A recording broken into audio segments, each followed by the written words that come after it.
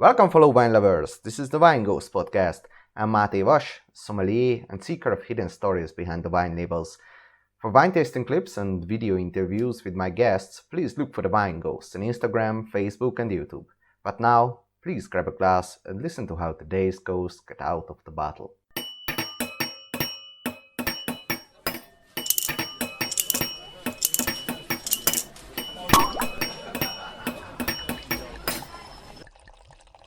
In this episode, I had the opportunity to talk remotely to a motivated young winemaker, Johannes Fritz from Austria. The Josef Fritz winery is located in the heart of a lesser-known Austrian wine region, Wagram, which deserves much more international fame than it tends to enjoy. You can listen to Johannes' thorough introduction to the region, which alone would worth listening to this episode, together with the in-depth portrayal of their flagship grape variety, Roter Veltliner.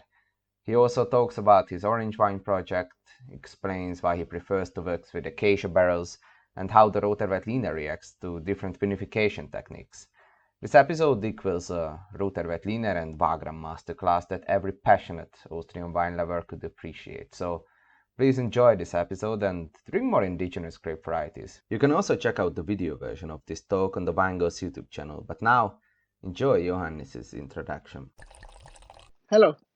So, I think you have a very particular grape variety, and that's why I actually found you on also on Instagram, and that's why I wanted to talk to you for sure, because Roter Veltliner, and especially in the Wagram region, is very distinctive. So, if you could just maybe introduce where you are located, and also maybe a little bit talk about the terroir and why are you special, maybe also not just in Austria but also in the world. Okay, yeah. We specialized in this variety. So my father focused on this variety, so Roter Veltliner, around 30 years ago. And right now we have 5 different types of this wine. So we have the classic one, Roter Veltliner Wagram, which is just should show the variety. So it's fermented in stainless steel. And then we have Roter Veltliner Rich Steinberg. That's our first single site of this wine. As the name is saying, Steinberg, it's on gravel, so less with gravel. We also have the single site Roter Veltliner Mortal. It's one of the highest single sites of the wine region Wagram. We are located in the wine region Wagram, and there we have the tertiary gravel. And then we have Roter Veltliner Steinberg Privat. There the special thing is that it's stored for 1 year in small oak barrels, so already used oak barrels. And the last one is also part of my project. It's a Roter Veltliner, who is called Gondwana, and it's fermented on the skins. So it's stored for around 30 days with the skins in 500-liter acacia barrels. And that's the last one. So we have 5 different types of this wine. We have a lot to talk about. I'm already said that I cannot taste them right now. But maybe if we could just go a little bit and talk about, like, broader, where is the Wagram region located and why is it special, the climate, maybe also the geology. It's located in Lower Austria. It's between Feuersbrunn and Großweikersdorf. So it's the first wine region when we look to the eastern side to the western side of Vienna. Also the town Klosterneuburg is part of it. And the Roter Veltliner fits there very well because of the soils, because of the loess, and also the climate of the Danube. So we have a very mild climate and also a big difference between the temperatures. So during the day it's warm and in the night it's cold, and that's good for the temperature, also good for the variety Roter Veltliner. Mm-hmm. And why is it good that you have less soil mostly? Not directly to less soils are the best soils for Roter Veltliner, but on the higher single sites we have some gravel between the loess, and this is perfect for Roter Veltliner because with the variety Roter Veltliner there you can get problems with rot. So it's important that there is always a light stress for the winds.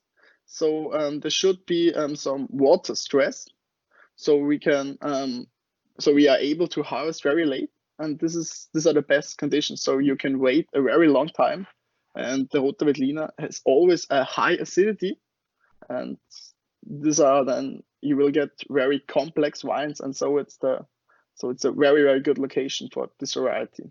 And the autumns are also typically very dry, as in Burgenland?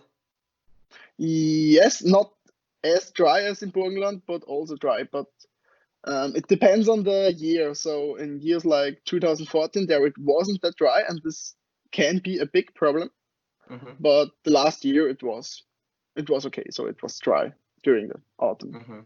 And when you say typically a little harvest, typically end of September or beginning of October, or what are we talking about? Beginning of October, yeah. Okay. I mean, in the last years we always get earlier, but in the last year we harvested for the single sites we harvested at the beginning of October to the mid of October. Yes. So, and Roter Veltliner is quite famous that it can hold acidity really well, right? But also, Yes. in my experience, can have a broader body, so not just a linear wine, but a very full-bodied white wine, I would say, and with a higher alcohol. Yeah, that's because when you wait, then there is a small concentration in the grapes, so in the berries, and that's like because they are getting smaller after some times, and then you just lose the water inside, and then you get a natural concentration, and that's the reason why you get a full body, a lot of extract, and that's also the reason why we are producing Roter Veltliner in wooden barrels. Okay, so can you maybe tell the differences between these? Like you also do reductive style, probably, right? Only stainless steel, as you said. So, and also bigger barrels, smaller barrels, and also long skin contact. How does the grape variety react to this kind of winemaking methods? It depends on the style and also really on the grapes, under which conditions the grapes are. So for the wine in stainless steel, we harvest earlier, so it should be the fresh, the more easier to drink wine. And then with the single size, we work with barrels. So for Steinberg, we work with big barrels, and that's because of the oxidation from the barrel, so through the wood. Can I stop you right there? Sorry, because I already have some questions. So you have with the stainless steel style, it's easier to drink, what you say. Why do you think it is? And because it probably has more esters and more fruity and maybe lower alcohol? Yes, not easy to drink in this way, so it has lower alcohol, and it's this is our wine to get to know about the variety. So it's the first one. We let them taste it, the first one, and it's the other ones are full-bodied and are not that easy, not that simple to say. So the other ones are more the wines which you can store and which have a high aging potential. And the Roter Veltliner Wagram version should be the representative for the just to taste the variety and to know about the variety. Okay, and if you put them in bigger barrels, we talk about like 500-liter barrels or even bigger, like Stückfass, or? We have one 5,000-liter barrel. Okay. And we are working with oak and acacia. And for the Privat, we work with classic 225-liter barracks. Okay. And what does acacia wood give to the wine? Because it's not that special in Austria, right? Because you used to have more than it may be in other countries. Acacia wood, I prefer to work with acacia because it's not that dominant. So it's after you put the wine out of the barrel, it's not that dominant. So you also have the fruit and also the aromatic parts from the grapes. So you don't have to wait this long time until the oak is, or the acacia, so the wooden parts are connected to the wine. Because I also heard that like after 3 fillings or after 3 years, acacia is almost neutral in taste. Yes. Right? Is it correct that kind of 3 years? Yes, I think it's earlier neutral than oak, in my opinion. Okay. Okay. But nice. it also depends on how you work, because we are always fermenting in the wood, so in the barrels, And I think that's also really important. So it's not next to the wine, so it's one complex wine, so it's better integrated. And do you use spontaneous fermentation for all your wines, or? Yes, for the Roter Veltliner and Wagram, we don't use the spontaneous fermentation, but for the single sites, we use the spontaneous fermentation. And for the wines which are fermenting on the mash, of course, we use the spontaneous fermentation. But normally, after I think around 4 or 5 volume percent, then always the Saccharomyces cerevisiae is doing the fermentation. Yes. Okay. So, and what can we expect from the smaller barrels, from the barriques, so to say? We can expect. We are using a small, so just a few barrels which are new, but we are also using barrels which are 5 times already used, and so it also should be a good mixture that the wood or the oak flavor is not too strong. And I think it's important for different things, as for Steinberg, where you have a big amount of gravel in the löss. There it's important because you have a higher phenolic content, and with storing in this barracks, you do the oxidation, you lose the phenolic content because the phenols are always oxidizing at first, and so it's easier. And so I think it's better because it's more elegant. And Okay. And the skin contact wine, so it's kind of an orange wine, so to say? Yeah, it's an orange wine. It was 30 days with the skins. I also produced it in 500-liter acacia barrel. And I tried a lot with skin contact with the variety Roter Veltliner. And we also tried at the vintage 2017 1 year skin contact. This wine is still in the cellar, still in the 500-liter barrels, because I also want to wait for the oxidation with the phenolic content, because after 1 year storing the wine on the mash, you have a high content of phenols. And so I will wait until I think it's the best time for the wine to drink, and then we will bottle it. So it's a small project of mine, but we will see. But I think Roter Veltliner, there are also some aromatic parts which you can gain through the skin contact. And how should we imagine this? Do you go day by day and taste it, or how often do you feel to check on it? I tasted it, or I'm tasting it nearly every day. So I have not a strict plan how I will produce this wine. So I'm just tasting, and then I decide, should we leave it on the mash? Should we press it? Also with the stirring and the yeast. So I just decide, should we stir up the yeast, so patronage, or should we rake it off? And it's just tasting. So I don't have a strict plan. And I think that's important because not every year, not every grapes are the same. So you have to be flexible, in my opinion. You can say, I always want to produce this wine with 30 days on mash, so with the skins, because it depends on the year and also on the single side, and it's not always the same. And for me, it's very important that I can decide in my way, because I always want to bring the best wine out of the grapes, and you can't do this in the same way every year. And in terms of final product, because Roter Veltliner, as you already said, it has a higher acidity. How many grams of acidity are we talking about generally in not the orange wine, but so to say normal ones? In the last year, the acidity was very low, but we still had from 6 to 7 grams per liter. Yes, so it was okay. And that's generally like also higher than Grüner Veltliner, right? Like with at least 1 gram, I would say.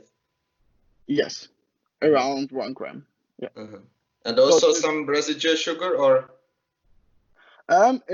We didn't control it. So, for example, if we use the Steinberg Privat, there we have many barracks, and when we're just tasting it, and this one is part of the wine, this one not, this one, and then it always depends on some wines stop earlier with the fermentation, and then you have a barrel with 7 grams per liter residual sugar, and some are completely dry, and then the mixture. So, but we are always around, with the Steinbeck Privat, we are always around 5 grams per liter.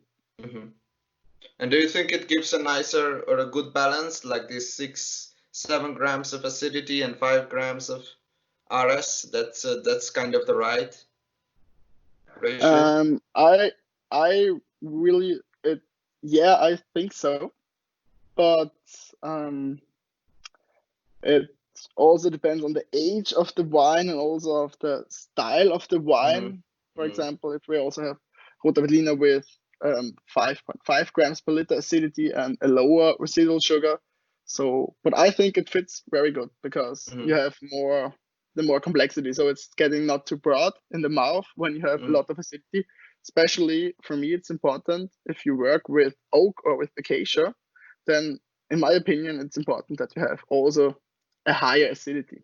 Not too high, and it should be integrated into the wine, but it's extremely important for the structure of the wine. And also what I always experience with Roter Veltliner, it's that the acidity usually doesn't come first in the mouth, and it's usually, it's organic, so to say, and it's always part of the wine, and a little bit dancing and very long holding.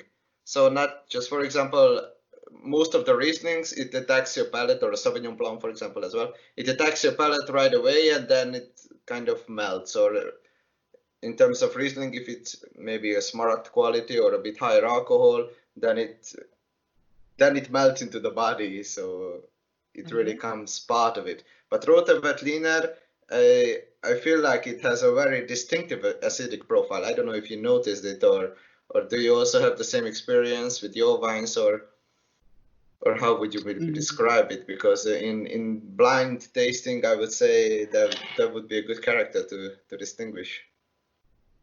Because of the acidity, I think it's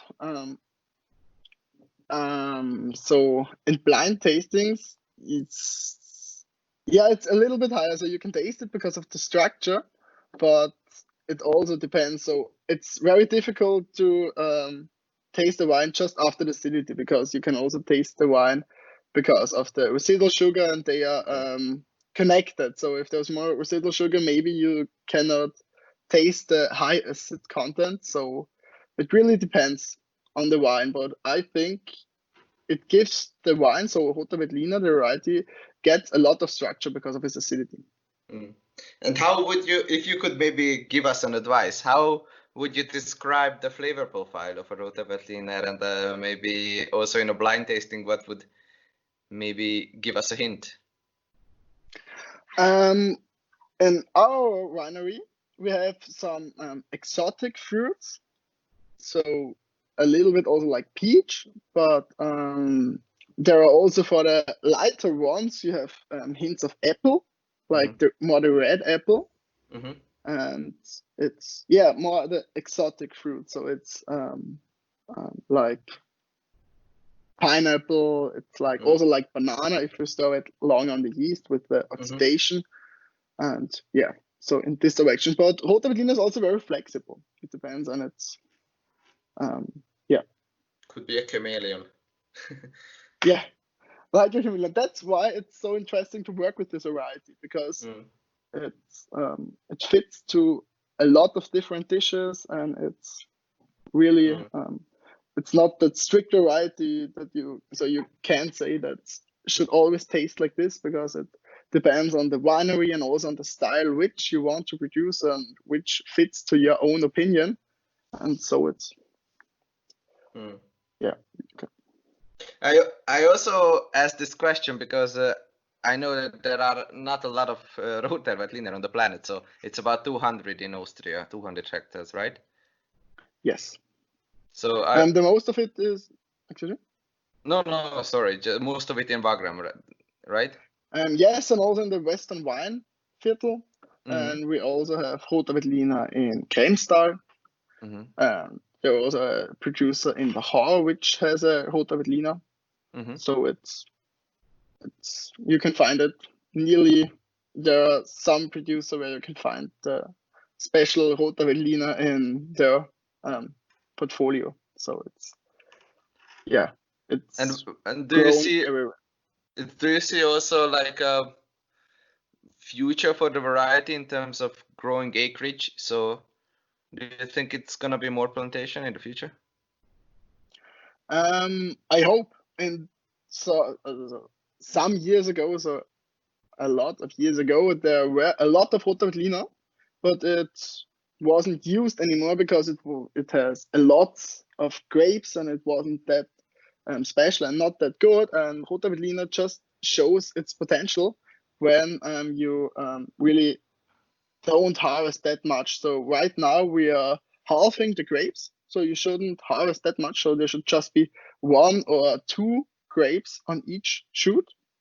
So then it shows its whole potential. And I think in the wine region Wagram, the Roter Veltliner amount of Roter Veltliner is rising. Yes. Mm-hmm. And it's a very old grape as well, right? If I know it's Yes. But it's also the one of the parents of some other grapes. Mm-hmm. And for example, Zierfandler, Rotgipfler, but nobody really knows. So there are some people tried to find out where it comes from. There is the story of the Addatal, so the Adda Valley in Italy near the Como Sea, that it comes from there. But there are many different stories, and nobody knows where exactly the variety came from. And what's your theory? What do you like to believe in? For the theory with the Adda Valley, it was one of my teachers in Klosterneuburg, so I think he's on the right way with this theory. Okay. And do you see also like a bright future maybe also in the gastronomy? Because I think more sommeliers are turning into, or I would say, or I hope, more customers are turning towards indigenous grape varieties and more special ones, because everyone drank already a Chardonnay and a Sauvignon Blanc, but these grape varieties like Roter Veltliner or Rotgipfler, what you mentioned as well, these are very interesting.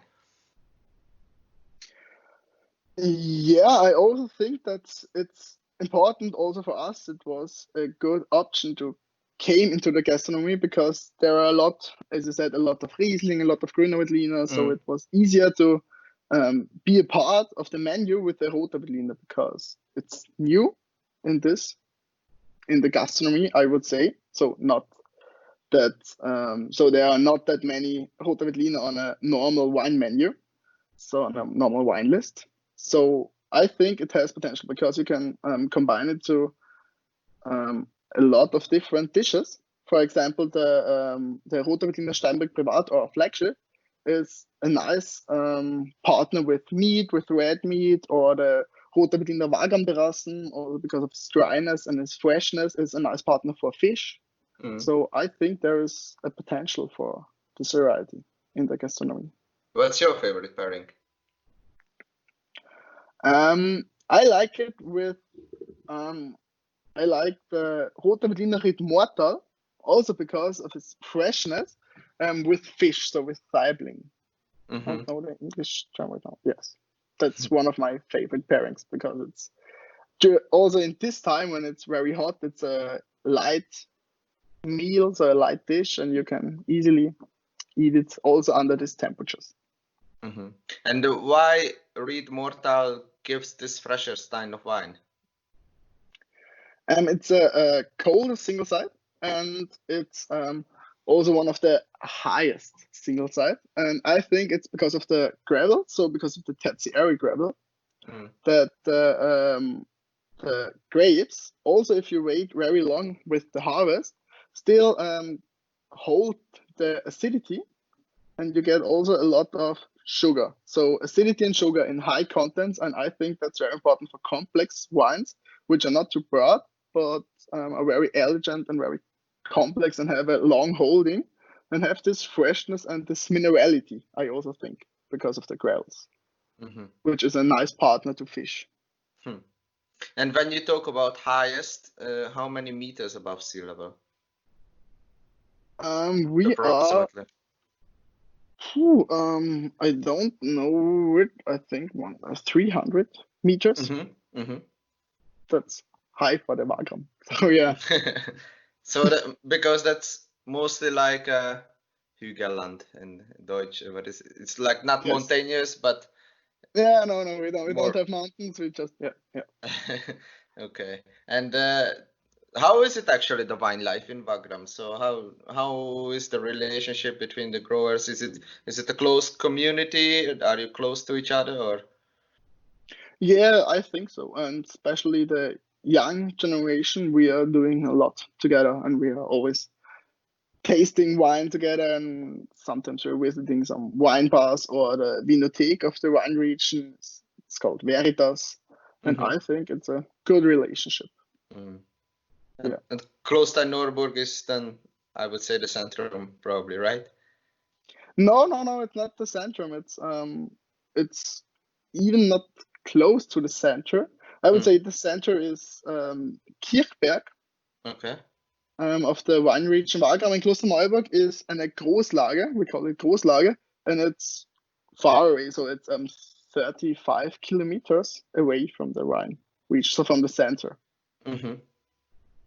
And how many younger growers do you stay in contact with, who is leading the region? I'm studying with one of them, and also with, I think we all know us. We are not the big wine region, so we know each other. Also, from other wine regions, we are always, going out and tasting some wine or going to wine bars. So I think our generation, I just can talk about our generation, has a good contact to each other. So there are quite a lot. It's good to know, because where I work in, we have a lot of German guests, and also guests from Switzerland, and almost everybody knows maybe Burgenland for the reds, and Wachau, and maybe Kramstal, but and maybe Kamtal because of the also because of the sect, because of the sparkling wines. But Wagram and Thermal region and this kind of lesser known regions could have a great potential in the future, I would say, also because of this indigenous grape varieties. So that's why I also asked how close are you, and maybe try to do some together some marketing, or... Yeah, of course. And we also did an event. It was not just the young generation, but we did an event. It came from me and Josef Mantler from the winery Mantelhof from Kremstal. And for example, we did a tasting in the restaurant Tian, Paul Irich cooked there, and it was called Old Variety Next Generation, and it was also quite fun. So we have some events together, and especially for this variety, because it's not that known, especially international. And then when the Vivinum was in Vienna, then we had this event, so this side event of the Vivinum in the restaurant Tian. So we are working together for this variety. I hope so. And but do you also have other varieties, right, in the vineyard? So Grüner Veltliner, yes. I would say the most, right? What you have? It's equal parts Roter Veltliner and Grüner Veltliner. It's around 33% of our total. And then we also have Roter Traminer. It's also, my father loves this variety, so it was his first wine he fermented, his first white wine he fermented in small oak barrels. Then we also have Chardonnay, Pinot Blanc, a small part of Sauvignon Blanc for my orange wine. And yeah, these are the white wines. And for the red wines, we have Pinot Noir, Zweigelt, and St. Laurent. Okay. And in the vineyards, how would you maybe distinguish a Grüner Veltliner and the Roter Veltliner? And also in terms of treatment, maybe like ripening time and vigorousness? You can see it on the shoots. You also can see it on the leaves, but the easiest way is because of the color. I think everybody, Roter Veltliner has red skins, but you can't Mm. produce red wine out of Roter Veltliner. I tried it with 1 year mash contact. No, it's not possible. And with the canopy management, it's also there's a big difference because Roter Veltliner has very strong growing, so you have to work a lot with the canopy, and they are always falling down the shoots, and you also have to put them to the top because they are not growing in only direction, so it's completely mixed. And there should be, that's why many other wine growers call it the diva of the grapes, of the grape varieties, because it's, you have to do a lot of work by hand. And if you could maybe just choose your personal favorite style of Roter Veltliner making, or what do you say it would be, like vinification, like in bigger barrels, smaller barrels, skin contact, how long should the skin contact could be? What is your favorite maybe, or how do you, which style do you think fits better the variety? Ooh, that's a difficult question. I think, first of all, I like every wine, also every type of this variety in each style. So it has to be good in his total style. But I prefer, so I really like the style of Roter Veltliner mortar. So we fermented this wine in stainless steel, and we stored it a long time on the yeast. I like this single side Roter Veltliner Ried mortar. I think it's one of the best single sides for this variety. And when you talk about yeast contact, it's a full yeast or fine yeast? It was 5 months on full yeast and then on the fine yeast. So we are, like always, we are tasting the wine and then we decide, okay, now it's enough contact with the yeast, and then we just rack it off, and then we start with the fine yeast for 3 more months, and then that's how we do it. So it's depends. Some years are just 3 months on the full yeast, and some years are long on the full yeast. And also how healthy. And it's also, it depends also on how healthy the yeast is, and on the alcohol, also on the residual sugar. Maybe that there should be another second, so the fermentation should not go on, and also about the temperature, because of the malolactic fermentation. Sometimes we're just filtering the wine earlier. And do you usually, the wines are usually going through malolactic fermentation, or? Just at the Roter Veltliner Ried Steinberg Privat, there are some barrels which are doing the malolactic fermentation, but it's, I think, around 30%. So it's, but right now I tasted today a barrel which did the malolactic fermentation, and the flavor of the malolactic fermentation leaves with the yeast. So if you store the wine long on the yeast, then the yeast is absorbing the flavor of the malolactic fermentation. So it's, you have to, there should be some time for the wine that it can, And on which temperature do you leave it then on? Around, right now they are around 16 degrees. And in the, also the barrels are in the cellar, but now it's getting warmer outside, so also the barrels are getting warmer, and now it's, in the next week I will the racking off the first time of the barrels. Okay.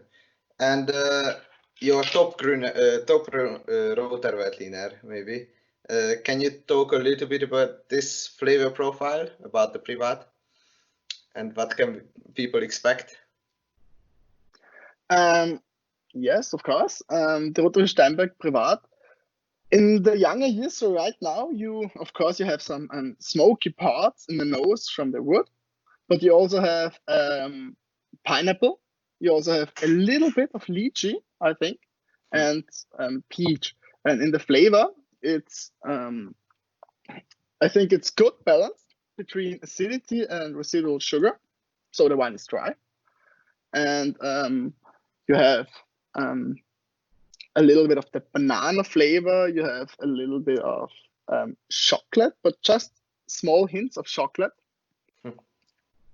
And you have a little bit of bread, so also from the yeast bread, but it's all just in the background. So the chocolate and the bread are just the background. In the first day, you just have the fruity parts like peach, like pineapple, or like banana. Wow, sounds interesting. Maybe hopefully in the future I can taste it. How do you see these wines in terms of aging potential? What was maybe the oldest what you drank, or how do you? We started with this wine in the vintage 2010. So I think it's right now on the highest point, but I just know it from this vintage, so I don't know all the vintages of this wine, and I think there's a high aging potential. Especially with screw caps, the aging potential is longer, I would say, because we tasted a lot of different styles, also from the same wine with with cork and screw caps. And in the vintage 2010, all bottles are closed with screw caps. But right now, because I wanted it, we are doing both, so 50% with screw caps and 50% with corks, that you can see the difference in aging with these two different types of clothing. But I would say the wine 10 years. And where could we see the prices, like Abhof, so to say, so at the winery? Yeah, we don't have the prices on the homepage, but the Roter Veltliner and Wagram is at €7.50. The Roter Veltliner Steinberg is at €12.50. The Roter Veltliner Mortal is at €18, and the Roter Veltliner Steinberg Privat is at €23. The vintage 2018 is. Okay, quite modest. I would have guessed it's the premium one is cost a bit more, but it's okay. No. And where can we find your wines? We have some partners. So in Vienna, there we have Del Fabro. We also have in the Western Austria, we have Gottardi, Zilla dalla Brauerei. These are some partners of us. Yes. Okay. And do you export also as well, or mostly in Austria? No, we export something so around 50%. Okay. The most part is in Europe. So Germany is the most important country export. We have a small amount which is in the US. And just the orange wine export. So we have an export for the orange wine to South Korea. Okay. There I meet Monica Lee, and she at the orange wine fair in Vienna. I met her, and now we are working together. But just for the Tertiaire project, just these bottles are in South Korea. And can you tell us a little bit about this Tertiaire project, because it's also very limited, right, in terms of bottle? Yeah, I started with this project in 2018, and I produced 3 orange wines. So I have the Tertiaire S. The S is for Sauvignon Blanc. Then I have a Roter Traminer. It's called Tertiaire T. And a Gondwana. This is the Roter Veltliner. And I produced these wines. I put just the grapes in 500-liter acacia barrels, so just 2 of each in the vintage 2019. In my first vintage 2018, I just produced 1 barrel for each wine. Now there are 2 barrels for each wine. And then the wine is fermenting with the mash, so around between 19 and 22 days. And then we simply press the wine and fill it back into these barrels. And then I am, as I told you already, and then I'm just tasting the wine. Then I decide, should we stir up the yeast or should we rack it off? And in the vintage 2018, because the fermentation on the mash was longer and there we had a higher phenolic content, I racked the wine off earlier from the full yeast. In the vintage 2019, I could wait a long time and just 2 weeks before bottling, I racked it off, and then I bottle the wine with the fine yeast, so it's not filtered. And yeah, I think it's also for the Roter Veltliner, it's nice to see the 5th style of this wine, and I'm very happy with my project because it should be a small project, and I hope it will be a small project, so I can decide and I can learn about it, and I can do whatever I want. It sounds not that nice, but I can try whatever where I'm interested in, and I can work with oxidation, I can work with phenolic contents, I want to reduce the sulfate content, and so I think it's very nice for me, my age, that I am allowed to do this. And you are allowed because of your father, or? Yes, I finished the viticulture and pomology school in Klosterneuburg 3 years ago, and right now I'm studying international wine business in Krems. But next to my studying time, I'm working at home, of course, and so my father and me, we do it together, all of the wines.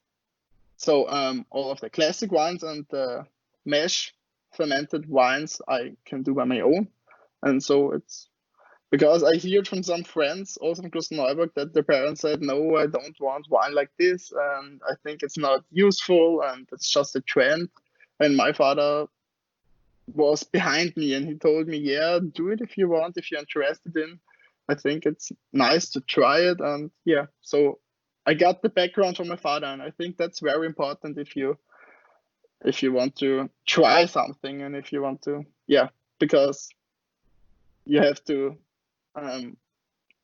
There should be always a small change between generations, but I don't want to say that I will produce all of these wines like this, but it's nice to learn about oxygen, it's nice to learn about a lower sulfate content, and it's also nice rich aromatic parts you can get out of the skins. And we already know it that in the classic vinification, some of the producers, or especially with aromatics and varieties like Roter, Traminer, or Sauvignon Blanc, they are working with a time where they leave before pressing the wine with the skins in the press.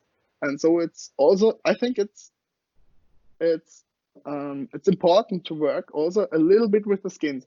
It shouldn't be always that long time, and there shouldn't be always the fermentation with the skins. But for this small project, I want to do it like this, and I can learn a lot about the total topic skin contact for some other varieties. Also for Grüner Veltliner, there are some hours of skin contact could also be good. Or yeah, I think it's home study like this. Yeah, I think you are quite lucky to have these tools at home. And if you could just maybe talk a little bit about your private days, so to say. So what do you drink if not a Roter Veltliner or not a Wagram wine, or maybe not even an Austrian wine? I drink many different styles of wine. So I also love the variety Grüner Veltliner and also Riesling from Bachar, for example, also German Riesling. If we're talking about natural wine, I really like the wine region Jura in France. But I'm not so strict on one style of wine. So I think for if you drink wine, there are more factors which are important. So where are you? Do you have time? Also the climate. Are you on your holidays? Or what dish did you eat? So it depends on lots of different factors, and I think they're also important. And luckily, you always can decide by yourself what you want to drink. So you have to bring yourself into the best position for your situation. And right now, you are working conventional in the vineyards, or? Yes, we are Sustainable Austria. So we are certified sustainable, and right now we are working with a classic production. And because you also mentioned natural wines or maybe lower sulfate wines, do you also maybe thinking about turning into organics or biodynamics in the vineyards? Yes, of course, I'm thinking about it. We are mostly also working in this direction, but on our winery, just my father and me and my mother and a little bit my grandparents are working, so we are a small winery. And if there are years like 2014, it's really difficult, and we are a little bit scared if there is the danger of some rot or something else. But we are really working in this direction, and yeah. And do you think your region is kind of optimal for this, for doing organics biodynamics, or is it quite hard? Because you don't have a lot of rain there, or quite a lot of sun. No, it's very different. So if you compare the Styria, no, we do not have a lot of rain. But this year, the last weeks were very difficult, especially from the grass. So between the winds from the grass management, and but it depends on the year. Some years like the year 2017, 2018 were not that difficult, so it could change. It really depends when it's raining and how long. So is there some time between the rain where the grapes can dry or the leaves can dry, and that's very important. But I think the wine region Wagram suits good for organic production. And about low sulfur wines, why do you want to change towards this approach? Not. I don't want to just decrease the sulfur, but I think there are also some natural parts where you can replace sulfur, and which are also good for the flavor, in my opinion. Like if you work with a small content of phenols, then it could be also positive for the wine, and you also don't need that much sulfur. So that's what I'm thinking about, and that's what I'm trying. And I also think that wines, they are how can I say it? You can sometimes wines are very close, especially after bottling, because there are so much sulfite in it. And so I think with the phenolic content, you can have a not closed wine direct after bottling, and it also has a high aging potential.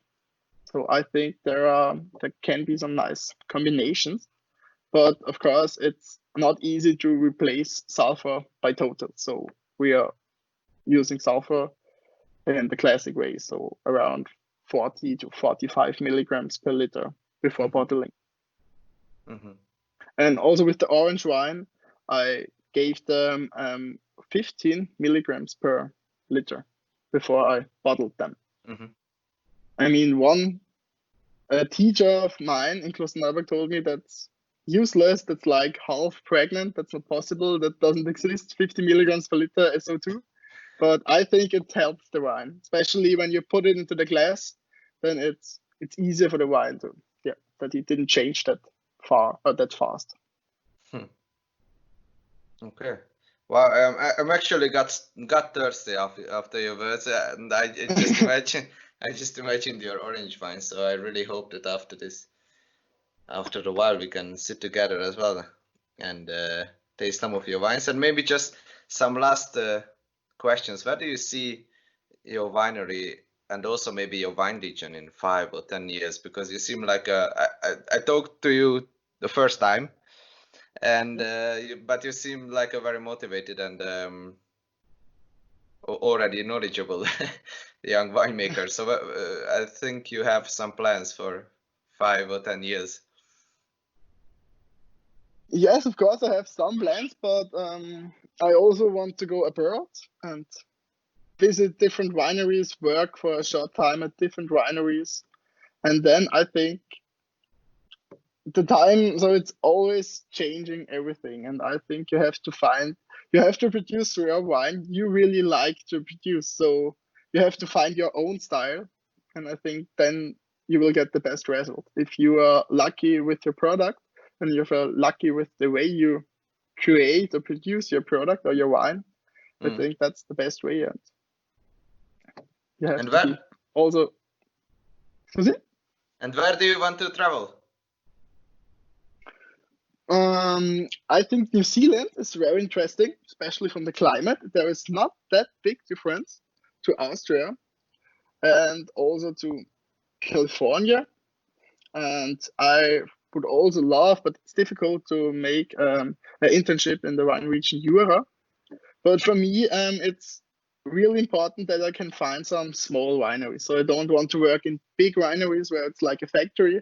So I hope I can find wineries which are not too big, so that I can be part of all steps in the producing, and that I also can taste the wine in all steps and all parts.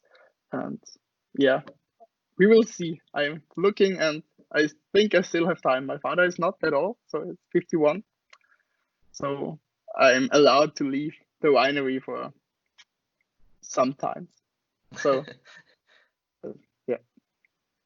Do you also have maybe other varieties which you would like to work with in the future? I think we already have a lot of different varieties. So we already have, Grüner Veltliner, Roter Veltliner, Riesling, Rote Traminer, we have Sauvignon Blanc, we have Chardonnay, Weißburgunder, and 3 different red varieties. So we already have a lot of varieties. I'm more focusing to produce on the most important varieties to get the best out of it. So I think that's very important, because I'm always interested in new varieties, but at first I want to taste it at some other wineries in the same region or under the same conditions, so with the same climate or on a nearly the same soil, and then I will decide, and we will see. Maybe I will find something which I also really would like to grow and also want to produce. But yeah. Okay. Well, Johannes, it was really nice to talk to you. Would you like to have a final word? A final word? Yeah, to you, my final words. I hope we can see each other on some days or some weeks, whenever it is possible. And I hope we can taste the wines together. Please, it's the best final word I could hear. Okay, thank you very much, Johannes, and all the best for the future. Hope to see you soon. Ciao. Hope so. Did you like this episode and want to hear more? Would you recommend me a new guest or just want to get in contact?